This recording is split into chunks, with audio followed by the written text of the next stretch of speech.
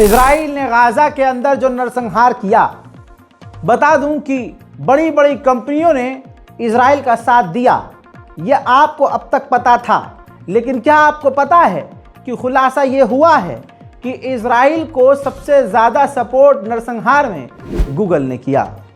दोस्तों, अमेरिका के ही सबसे बड़े अखबारों में से एक अखबार वॉल स्ट्रीट जर्नल ने खुलासा किया है और सबूत भी रखे हैं, जिसके मुताबिक बताया गया है कि इजराइल को गूगल ने खुद AI टेक्नोलॉजी प्रोवाइड करी थी और वेस्ट बैंक में भी प्रोवाइड कर रहा है।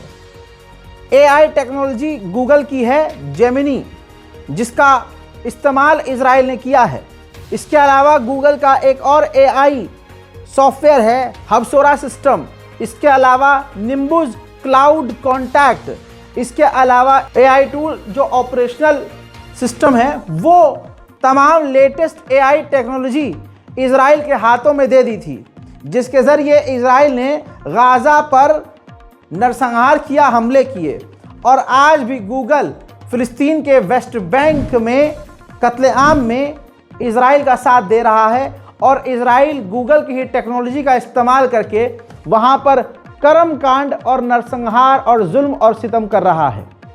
ये खुलासा हुआ है। इसी के साथ अमेरिकी पत्रकार भी दावा कर रहे हैं कि गाज़ा के नरसंहार में आर्टिफिशियल इंटेलिजेंस का इस्तेमाल किया गया। सुनिए। As I emerge from prison, I see that artificial intelligence is being used to create mass assassinations, where before there was a difference between assassination and warfare. Now the two are conjoined, where many, perhaps the majority of targets in Gaza are bombed as a result of artificial intelligence targeting. The connection between artificial intelligence and surveillance is important. Artificial intelligence needs information to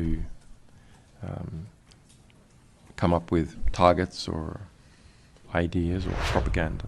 When we're talking... सुना दोस्तों, सबूत दे दिया। अब आगे बढ़ते हैं।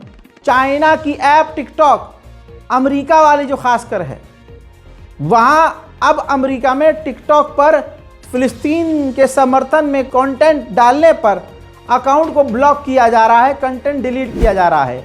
ये screenshot देख लीजिए, कंटेंट ही हटा दिया जा रहा है। अगर फ्री फिलिस्तीन बोला जा रहा है तो कंटेंट को डिलीट किया जा रहा है। ये टिकटॉक कर रहा है। आपको बताना चाहूँगा कि ये तो चाइना की ऐप है, लेकिन अमेरिका का इस पर पूरा कंट्रोल और दबाव है। इसी तरह से खबरें ये भी आ रही हैं कि अब चाइना ने अपनी पॉलिसी को, इस टिकटॉक ने अपनी पॉलिसी को अपडेट किया है, जिसके बाद अमेरिका के प्रेशर में चाइना की ये कंपनी डूबने से बचने के लिए इस अमेरिका और इजराइल के इस दबाव में आ चुकी है कि फिलिस्तीन के कंटेंट को पूरी तरह से गायब कर देना है। उधर पूरी दुनिया के तमाम बड़े प्लेटफॉर्म पर एक ही राज होना चाहिए, ऐसी नीति ट्रंप की है। ट्रंप ने अब ये कह दिया है कि मैं राज़ी हूँ कि एलन मस्क, जो उनका दोस्त है, एलन मस्क जो है टिकटॉक खरीद ले। अगली बड़ी खबर यह है कि इजराइल के फाइनेंस मिनिस्टर पब्लिक मीटिंग कर रहे हैं, जनसभा कर रहे हैं और उसमें लोगों को कन्विंस कर रहे हैं कि हमारे जब तमाम कैदी गाज़ा से निकल कर इजराइल आ जाएं तो हमारी गवर्नमेंट पर प्रेशर बनाना चाहिए कि हमारी सेना एक बार फिर से गाज़ा पर हमला कर दे। इजराइल गाज़ा से निकला है, लेकिन अब फिलिस्तीन पर कब्जे बढ़ा रहा है। इसी रास्ते पर आगे चलते हुए ट्रंप को खुश करने के साथ साथ मक्खन लगाने का काम इजराइल ने करते हुए अपने जेरूशलम के इलाके को कब्जाने के लिए, फिलिस्तीन के जेरूशलम को कब्जाने के लिए एक चाल चली। अब नेतन्याहू का खेल यह है कि जेरूशलम पर पूरी तरह से फिलिस्तीन के इलाकों पर कब्जा करेगा, फिलिस्तीनियों को वहां से भगा देगा और जेरूशलम में जो इलाके हैं उनका नाम बदल कर उस इलाके का नाम ट्रंप रख देगा। मतलब आप देख सकते हैं पिछवाड़ा चाटने में कितना नीचे उतर रहा है नेतन्याहू। यानी बस ट्रंप हमारा साथ दे और हम ट्रंप को खुश करते रहेंगे, उसके नाम पर इलाकों का नाम रखेंगे और इससे ट्रंप खुश होकर जो है पूरी आज़ादी देगा कि हम कुछ भी करें। फिलिस्तीन के दूसरे इलाकों में कई इलाके ऐसे हैं, जैसे वेस्ट बैंक है, जनीन है। इजराइल के हेलीकॉप्टर ओपन फायर करते हुए लगातार रिकॉर्ड हो रहे हैं।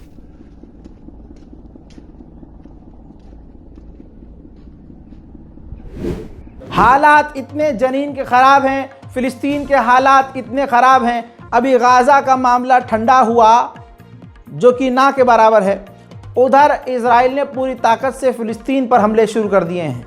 हालात इतने ख़राब हैं कि जनीन के फ़िलिस्तीन के रहने वाले अपने शहर जनीन को छोड़ रहे हैं।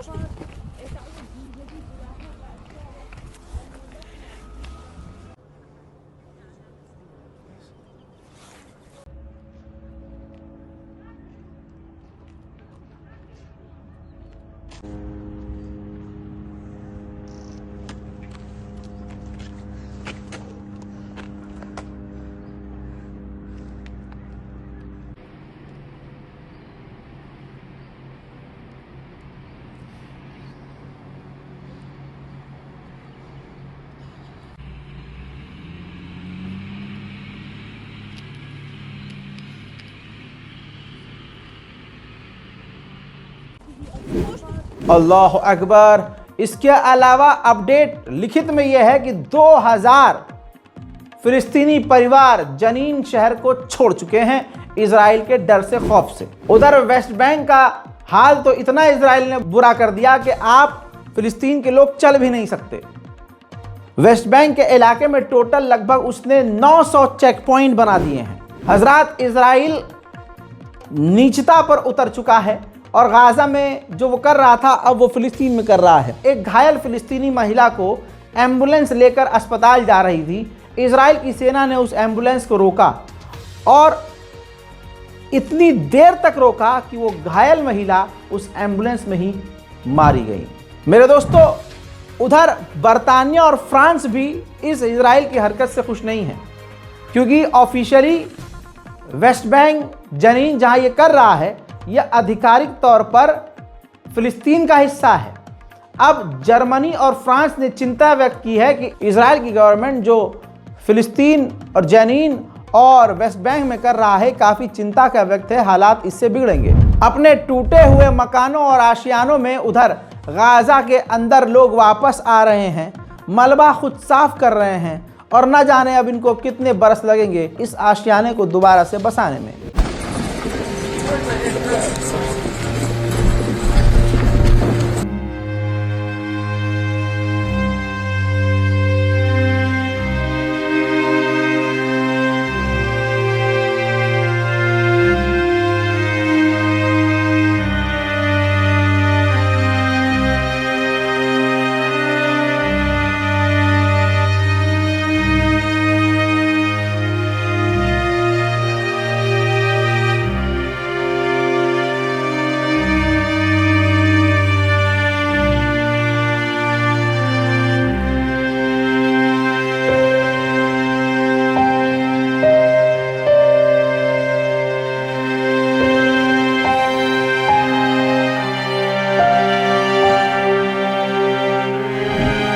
गाज़ा में अब मलबों की सफाई होना शुरू हो चुकी है और मलबों में महीनों से दबी हुई लाशें अब मिल रही हैं।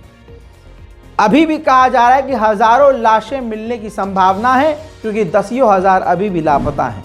रिपोर्ट यह है कि नॉर्थन गाज़ा पूरा कब्रिस्तान बन चुका है। वहाँ जहाँ भी मलबे में हाथ डाला जा रहा है सिर्फ लाश मिल रही है। अल्लाह अकबर। मेरे दोस्तों, फिलिस्तीनी पत्रकार ये दिखा रहे हैं, ज़रा तस्वीर को देखिए, जहां जिस इलाके में, जिस एरिया में 200 से 250 फिलिस्तीनियों को उनके कपड़े उतार कर नंगा करके इजराइल के सैनिकों ने उन्हें गिरफ्तार किया था। चारों तरफ उनके कपड़े नज़र आ रहे हैं।